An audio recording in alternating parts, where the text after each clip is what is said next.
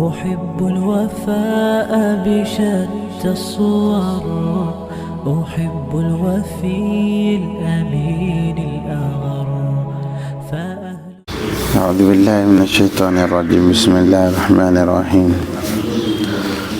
ومن يقنت منكن لله ورسوله وتعمل صالحا نؤتها أجرها مرتين وأعتدنا لها رزقا كريما.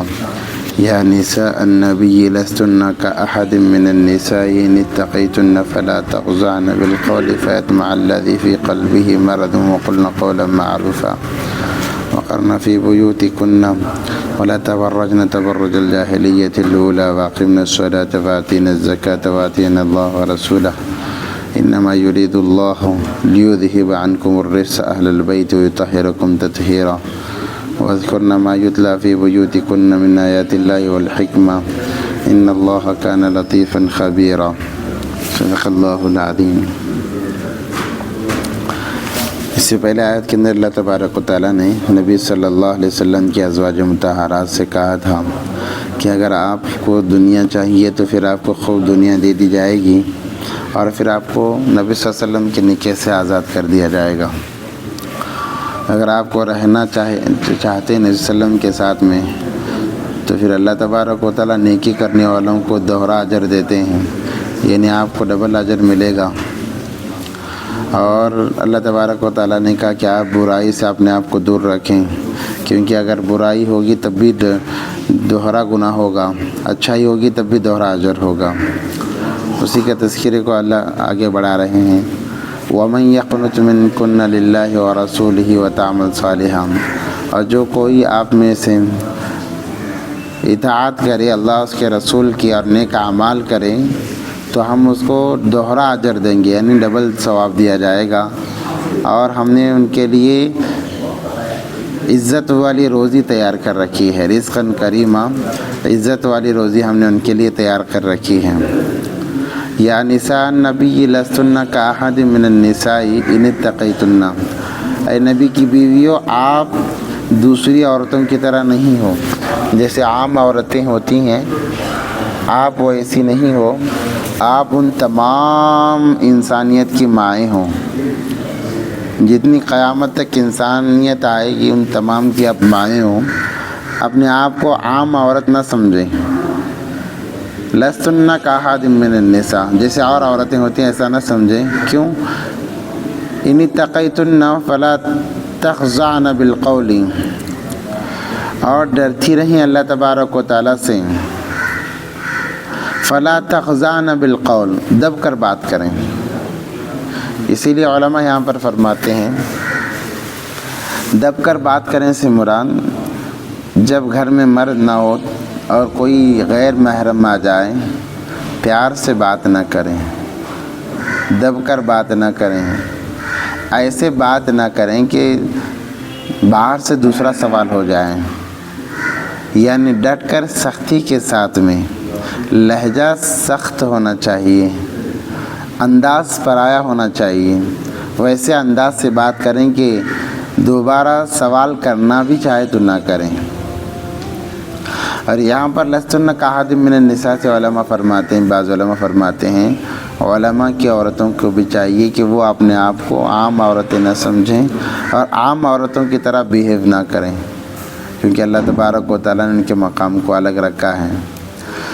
فلا تخضعن بالقول فیطمع الذی فی قلبہ مرض، بات کیوں سخت انداز میں کریں؟ اس لیے کہ اگر غیر محرم آئے اور وہ بات کریں، اگر آپ نرم انداز سے بات کریں گی تو پھر جس کے دل میں مرض ہے، جس کے دل میں کھوٹ ہے، تو پھر وہ آپ کے بارے میں برے خیالات کرے گا. انسان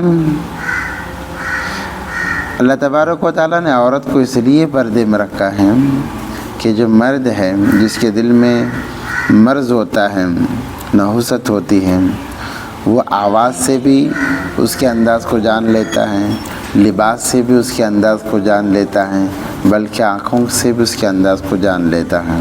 اس لیے کہا کہ آواز میں سختی ہو کہ دوبارہ بات کرنے کی ہمت نہیں کر سکیں. اور اللہ نے جب عورت سخت ہو جاتی ہے، اس کی بات جب سخت ہوتی ہے، اس کے بات میں وہ تاثیر ہوتی ہے کہ سامنے اگر بہادر بھی ہے تو وہ ڈر جاتا ہے، اس لیے کہا کہ دب کر بات نہ کریں، نرمی سے بات نہ کریں۔ فَيَطْمَعَ الَّذِي فِي قَلْبِهِ مرض، کیونکہ لالچ آئے گی اس انسان کے دل میں جو آیا ہے۔ وَقُلْنَ قَوْلًا مَعْرُوفًا، اور اچھی بات کہو۔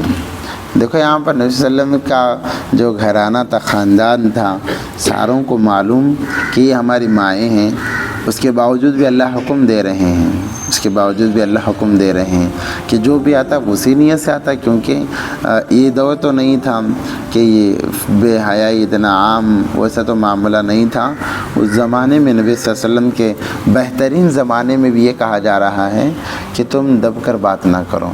اب تو بات ہی نہیں کرنا بہت بہتر ہے، بات ہوگی تو پھر فساد ہوگا، بات کریں گے تو پھر بات بگڑے گی۔ اس وقت میں کہا جا رہا تھا کہ دب کر بات نہ کرو، سخت بات کرو۔ آج سخت بات کرنا بھی خطرہ ہے، بات ہی نہ ہو۔ اگر مرد نہیں ہے تو جواب ہی نہ دیں، خاموش رہ جائیں، یا کسی بچے کے ذریعے سے بولے، یہ سب سے بہتر ہے۔ کیونکہ آج کا جو نظام چل رہا ہے، سخت بات میں بھی انسان پھسل جاتا ہے۔ اور بات کرے سچی بات کرو، اچھی بات کیا، قولا معروفا، بھلی بات کرو۔ وقرن فی بیوتکن ولا تبرجن تبرج الجاہلیت الاولی،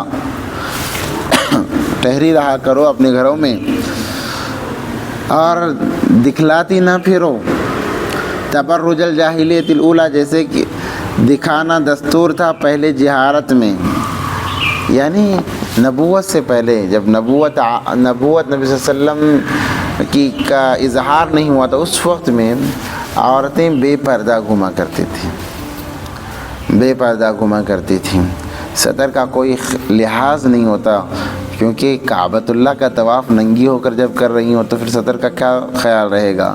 جیسے ہی نبوت کا اظہار ہوا، پھر دینداری عام ہوئی، تو پھر پردے میں آئی عورتوں کا مقام مرتبہ بتایا گیا۔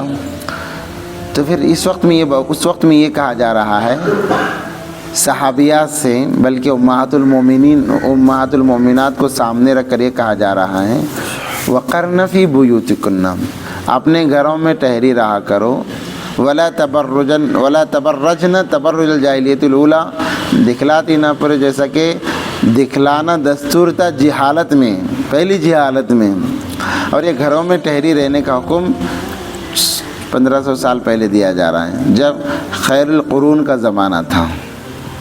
جیسے اوپر بات آئی کہ دب کر بات نہ کرو، سختی سے بات کرو، یہ بھی، اور گھر میں ٹھہری رہا کرو، یہ بات تمام چیزیں اس وقت میں کہی جا رہی ہیں۔ اس وقت میں عورت کا گھر سے باہر نکلنا چاہے کسی بھی ضرورت سے ہو، خطرے سے خالی نہیں ہے۔ بل بعض فقہا اسی لیے کہتے ہیں کہ سفر اکیلی عورت نہ کرے ہرگز بھی، ویسے تو مردوں کو بھی سفر اکیلا نہیں کرنا چاہیے، خاص کر کے عورتوں کو سفر وہ محرم کے علاوہ سفر نہ کرے، چاہے لمبا سفر ہو، چھوٹا سفر ہو، کوئی سفر ہو، تو گھروں میں رہا کریں، باہر نہ نکلیں جاہلیت کے دور کی طرح۔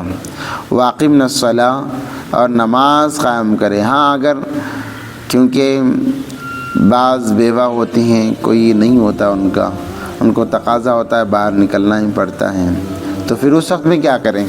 کہا گیا کہ اس وقت میں پردے کے ساتھ میں عورت اپنی عفت اور عصمت کی حفاظت کرتے ہوئے باہر جا سکتی ہے، اس کی گنجائش ہے، مگر پردے کا اہتمام ضروری ہے۔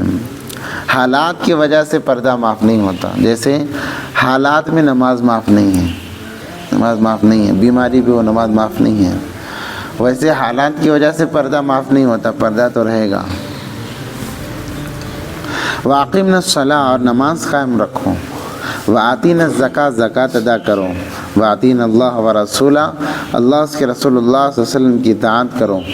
انما یرید اللہ لیذھب عنکم الرجس اہل البیت، اللہ یہی چاہتے ہیں، بلا شبہ اللہ یہی چاہتے ہیں کہ دور کرے تم سے، آپ سے گندی باتوں کو، عنکم الرجس، گندی باتوں کو اپنے نبی کے گھر والوں سے، اہل البیت، نبی کے گھر والوں سے، وَيُطَهِّرُكُمْ تَطْهِيرًا، اور اللہ تبارک و تعالیٰ ستھرے ہیں اور ستھرائی کو پسند کرتے ہیں۔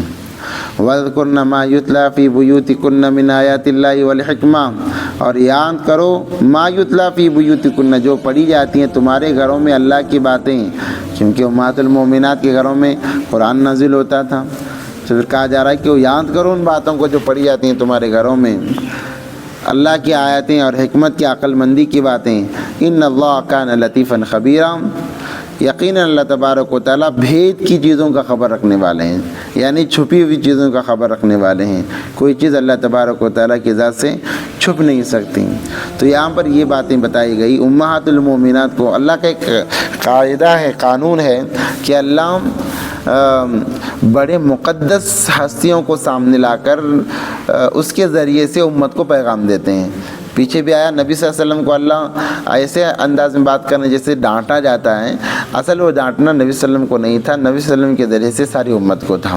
تو ویسے یہاں پر نبی صلی اللہ علیہ وسلم کی ازواج مطہرات کو سامنے لا کر مخاطب کر کے کہا جا رہا ہے کہ ہر وہ عورت جو دیندار ہیں اپنے آپ کو معمولی نہ سمجھیں، اس کا مقام اللہ کے نزدیک بہت بڑا ہوا ہے، اسی لیے جس کا مقام جتنا بڑا ہوتا ہے اس کا ادب اتنا زیادہ ہوتا ہے، اسی لیے اس کے بعد میں فوراً کہا کہ دب کر بات نہ کریں بلکہ ڈٹ کر بات کریں، اگر کوئی آ کر پوچھے ڈٹ کر بات کریں کہ دوبارہ وہ سوال نہ کر سکیں، مگر اس وقت میں بات ہی نہ کریں تو بہت زیادہ بہتر ہے۔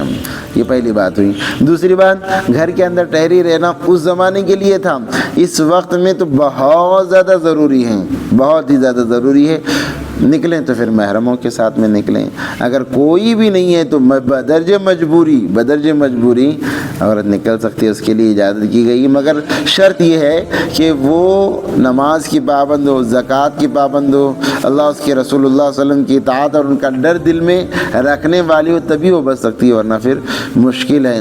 اور اللہ کا ذکر کرتے رہنا گھروں کے اندر، یہ اللہ تبارک و تعالیٰ نے امہات المومنات کے ذریعے ساری انسانیت کی اور ساری دنیا کی عورتوں کو اللہ تبارک و تعالیٰ نے یہ حکم دیا ہے۔ اللہ سے دعا کہ اللہ تبارک و تعالیٰ ہم تمام باتوں پر توفیق عطا فرمائے۔ وآخر دعوانا الحمدللہ رب العالمین۔